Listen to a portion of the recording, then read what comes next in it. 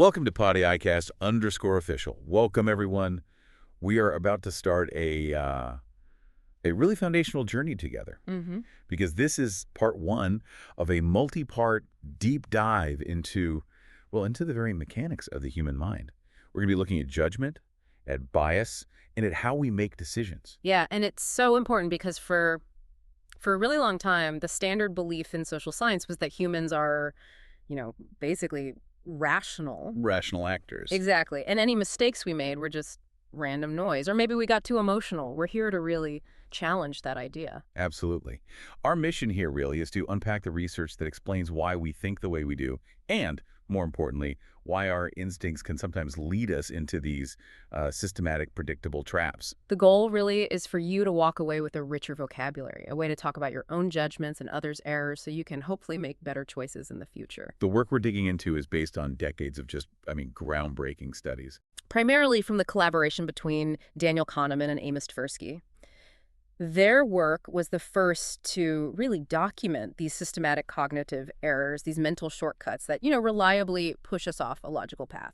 So if you have any interest at all in understanding the hidden levers that pull on your biggest decisions, we're talking finance, health, personal life, anything, you really will not want to miss the next parts of this series. So to make sure you catch the whole thing, please take a second and hit that subscribe or follow button now. It really helps.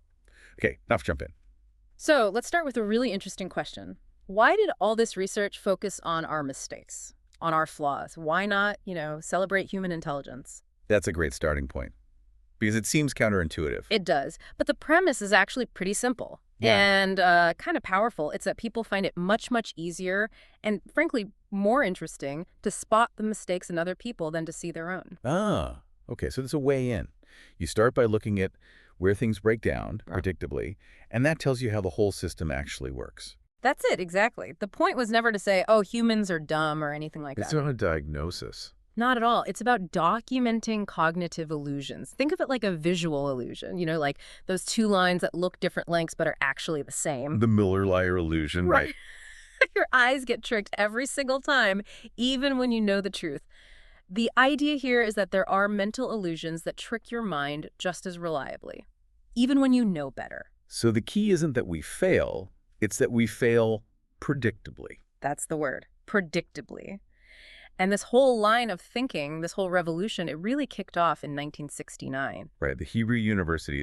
This is when Daniel Kahneman met Amos Tversky. And Tversky was, by all accounts, just a force of nature. I've read he was brilliant, witty. Just off the charts. People said he was probably the sharpest mind of his generation. And he had this amazing knack for boiling down complex statistical problems into these perfect little paradoxes that just laid human error bare.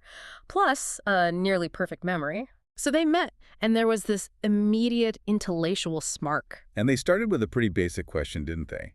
Something like, are humans just intuitive statisticians? Exactly. A 4-year-old can use perfect grammar without ever hearing the word verb. Right. They just feel it. So the question was, do we have that same innate feel for things like probability? And the answer was complicated. It was, yes, but. We have it, but it's really flawed. And this is what made them pivot their research. See, back in the 70s, the standard model in economics, politics, you name it, was the rational actor. Homo economicus. Right. The idea that any deviation from logic was just random error, or maybe, you got angry or scared. It was emotion messing things up. But that's not what they were finding. Not at all. They were documenting errors that weren't random, and they weren't purely emotional. They were systematic errors. They came from our brains taking mental shortcuts heuristics that reliably lead to predictable mistakes or biases. So the brain is just trying to be efficient, and that efficiency has a cost. The brain is choosing the path of least resistance, not necessarily the most accurate one. And their first big observation was seeing how people use similarity to make predictions while totally ignoring crucial statistics. Okay, let's nail that down. What's the crucial statistic they ignore? It's called the base rate. The base rate. The base rate is just the overall frequency of something in a population. How common is it? And ignoring the base rate is one of the most reliable ways our intuition leads us astray. Okay, an example would be perfect here. What does ignoring a base rate actually look like? Okay, imagine there's a rare disease. Let's call it disease X. And it only affects, say, 1% of the population. That 1% is your base rate. Got it. Very rare. Now, there's a test for it, and the test is 90% accurate. So if you have it, it'll probably say you have it. If you don't, it'll probably say you don't. Okay. 90% accurate. Sounds pretty good. It does. Now, you go and take the test, and it comes back positive. What does your gut tell you? What's your chance of having the disease? Well, my gut says it's probably around 90%. The test is 90% accurate after all. And that's what almost everyone's intuition says, and it feels so logical.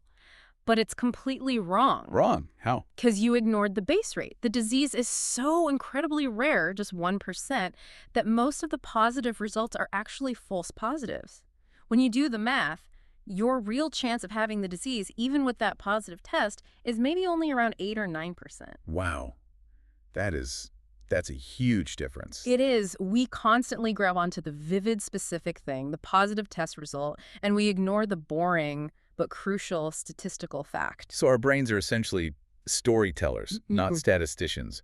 They prefer a good, simple story over abstract numbers. That is precisely the insight. And once they had that, the implications they exploded across every field you can imagine. By 2010, this work was being cited everywhere. Everywhere. Medical diagnosis, financial trading, legal judgments, military strategy. They basically give us a new language to talk about how we think. And that new language brings us right to the main characters of our story today, System 1 and System 2. These are the two let's call them characters in the story of our mind. They're not literal parts of the brain, but they're a way to understand our two main modes of thinking. Let's start with the one that's always on, the star of the show, really, System 1. Right. System 1 is the automatic one. It's fast, it's effortless, it's intuitive. It's the thing that's constantly feeding us impressions, feelings, and intuitions without us even asking. So this is like hearing a loud noise and immediately turning your head. Exactly. Or seeing a simple math problem like 2 + 2 and just knowing the answer is 4. You don't have to calculate it. No effort at all. It's reading words on a huge billboard, detecting hostility in someone's voice. It's our autopilot. Okay, so then what's System 2? System 2 is the complete opposite. It's slow, it's deliberate, it's effortful, it requires your conscious attention and control. If System 1 is a casual stroll. System 2 is a full-on sprint up a steep hill. A perfect analogy. You engage System 2 when you need to do something complex, like solve 17 times 24. Okay, yeah, my brain just had to stop and actually engage to even think about that. Right, or trying to focus on one person's voice in a loud, crowded room. Anything that makes you say, hold on, I need to think. That's you calling on System 2. And what's so fascinating is how System 1 works. It's not just random quick thoughts. It's all about associative coherence. That's the engine right there, associative memory. When System 1 gets a trigger, a word, an image, an idea, it sets off this huge cascade of related ideas, memories, and feelings throughout your brain, like ripples in a pond. And the main goal of all this is coherence. System 1 wants to make a story that makes sense as quickly as possible. Yes, it absolutely hates ambiguity. Its job is to build the simplest, most unified story it can from whatever bits of information are available. And if it's missing some information. It doesn't stop and ask for help. It fills in the blanks with the most likely associations. It invents causes. It creates connections, whether they're real or not. This reminds me of that vomit banana example from the research. It's such a simple but powerful illustration. It really is. So if I just present you with 2 words, completely out of the blue, vomit and banana. Ugh, okay. Your System 1, without any conscious thought from you, immediately forges a link. You might think of sickness, a sour taste, maybe the color yellow. A causal story is created. And for a little while, the idea of a banana is now kind of disgusting. Exactly. The status of banana in your mental network has been temporarily changed. You might feel a tiny subconscious aversion to the fruit. That's System 1, protecting the coherence of its new, albeit temporary, story. So this is also the engine of confirmation bias, isn't it? Once System 1 has a coherent story it likes, it latches on. Any new information that fits the story is just accepted, no questions asked. Easily. And anything that contradicts it creates this mental friction, this incoherence. That requires effort from System 2 to sort out. And System 2 would rather not bother. So System 1 just dismisses the conflicting info. It's easier to keep the simple story intact. Okay, so that effortless story from System 1 is free. But using System 2, actually thinking hard, that has a real measurable cost. A very steep cost. Which is why, as you said, System 2 is often described as lazy. Let's go back to that 17 times 24 problem. To solve that, you have to hold numbers in your memory, you have to follow steps in order, you have to fight off distractions. It's pure mental energy. It's like holding a heavy weight over your head. You can only do it for so long. Our capacity for that kind of thought is incredibly limited. And the amazing thing is, we can literally see this effort happening in real time. We can. Research by a psychologist named Eckhart Hess showed that the size of your pupils is a direct measure of your cognitive load. So the harder you're thinking. The wider your pupils get. As a problem gets harder, they dilate. When you hit your absolute mental limit, your pupils are at their maximum size. And when you solve it, or give up, they shrink back down almost instantly. It's a physiological fact that hard thinking burns real, limited resources. They used some really clever, simple tasks to show this limit, didn't they? Yeah. The add 1 and add 3 tasks are perfect. You hear a string of numbers, say 4175, and you have to go through and add 3 to each digit out loud in time with a metronome. Okay, so 7, 4, 10, 8. Wow, that's surprisingly hard to do quickly. It's very hard. It requires you to hold the original numbers, do the math, and say the new number all at once. Within seconds, most people hit their maximum cognitive capacity. You can see it in their pupils. They've hit the wall. And this high mental effort leads to a really dangerous side effect, something called inattentional blindness. Yes. When System 2 is running at full capacity, you essentially develop tunnel vision. Cognitive tunnel vision. You become functionally blind to things that are literally right in front of your eyes if they aren't part of the task you're focused on. This is the famous gorilla experiment. The gorilla experiment. You ask people to watch a video and count very carefully how many times a basketball is passed between players in white shirts. A very demanding System 2 task. Extremely. And while they're counting, a person in a full gorilla costume walks into the middle of the screen, thumps their chest, and walks off. And the result is astounding. About half the people who watch it never see the gorilla, ever. Their brain is so consumed with the counting task that it literally does not process the giant, unexpected ape in the room. All your resources are allocated. There's nothing left for gorilla spotting. Nothing, which is a critical thing to understand for anyone in a high-stakes job like a pilot or even just, driving a car. Right. But there is an exception to this idea that high effort is always draining, right? The idea of flow. Ah, yes. The concept of flow from Mihaly Csikszentmihalyi. It's a fascinating state because it feels like effortless concentration, even when you're doing something very complex. So why does it feel effortless? Because in a state of flow, you're typically using highly practiced skills. Think of a musician playing a complex piece, or an athlete in the zone. The need for that constant conscious supervision from System 2 starts to fall away. The skills are so ingrained, they become part of System 1. In a way, yes. The activity becomes its own reward, and that feeling of strain just vanishes. You lose track of time, you lose your sense of self. It's high skill meeting a high challenge, but without that internal friction. Okay, so that brings us to the main problem with System 2, the thing that explains so many of our mistakes. Its defining characteristic. System 2 is fundamentally lazy. It's an energy miser. It will almost always just go along with the first impression or intuition that System 1 serves up, because checking it, verifying it, overriding it, that takes a lot of work.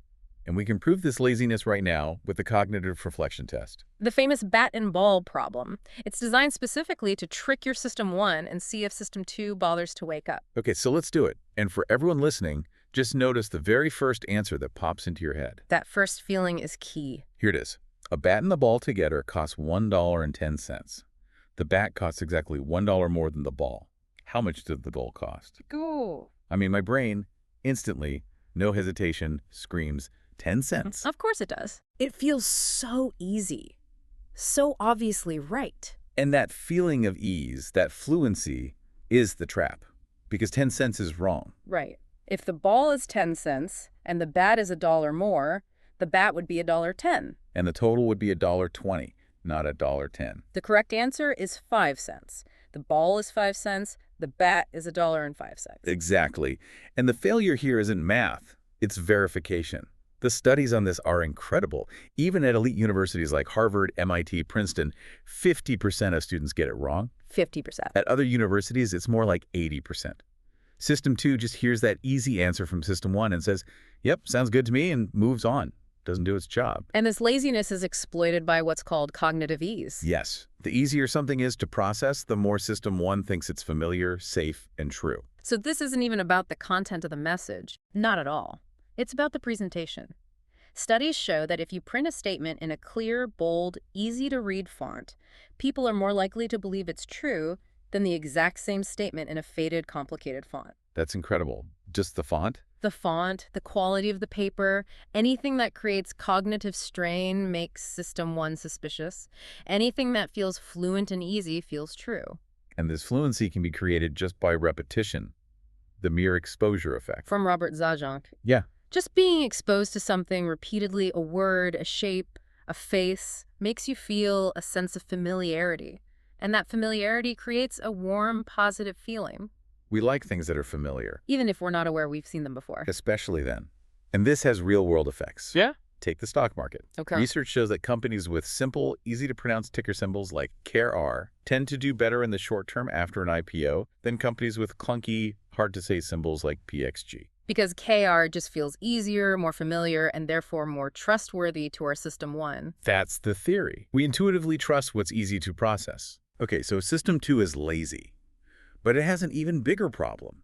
Its resources can be completely drained. This is ego depletion. Right. The ability to exert self-control, to delay gratification like in the famous marshmallow test, is a System 2 function. And that resource is finite. It's like a muscle that gets tired. And when it gets tired, our decision-making falls apart. Completely. There's a classic study where you give people a hard cognitive task, like memorizing a 7-digit number. You really load up their System 2. Okay, they're depleted. They're depleted. Then, on their way out, you offer them a snack choice, a healthy fruit salad, or a rich chocolate cake. I have a feeling I know where this is going. The people who had to memorize the 7 digits were way more likely to choose the cake. Their System 2 was too busy holding on to the numbers to fight off System 1's impulsive desire for sugar and fat. So the quality of our decisions changes from moment to moment based on how tired our brain is. Exactly. Which brings us to probably the most shocking and frankly disturbing example of this in action. The study of Israeli parole judges. Okay, this one is really important. Let's walk through it carefully. Researchers looked at thousands of parole decisions made by a board of judges. They spent about 6 minutes on each case, and the default decision was denial. About 65% of cases were denied. And the researchers tracked when each decision was made throughout the day. They did. And they paid very close attention to the judges' meal breaks. A morning snack, lunch, and an afternoon break. And the results were just unbelievable. They are staggering. The probability of a prisoner being granted parole consistently dropped over the course of a session, eventually reaching nearly zero right before the judges took a break. Yeah. And then, immediately after the judges had their meal, the approval rate would shoot right back up to around 65%. That's harrowing. It means a person's freedom wasn't determined by the facts of their case or their crime or their time served. It was determined by how recently the judge had eaten a sandwich. A tired, hungry judge defaults to the easy answer. The easy answer is no. Deny parole. It requires no effort. Granting parole requires careful, effortful System 2 thinking. When the judges were depleted, their System 2 was offline. They just took the easy way out. So the lesson is, if you ever have to go before a judge, try to be the first case after lunch. It's a dark joke, but the data supports it. It's a terrifying demonstration of how our physical state can completely override rational judgment. Okay, if you are enjoying this deep dive into your own mind, seeing how these hidden forces shape everything you do, now would be a great time to hit that follow or subscribe button. You really won't want to miss where we go in part 2. So we're now moving into something even more unsettling, I think. The power of priming.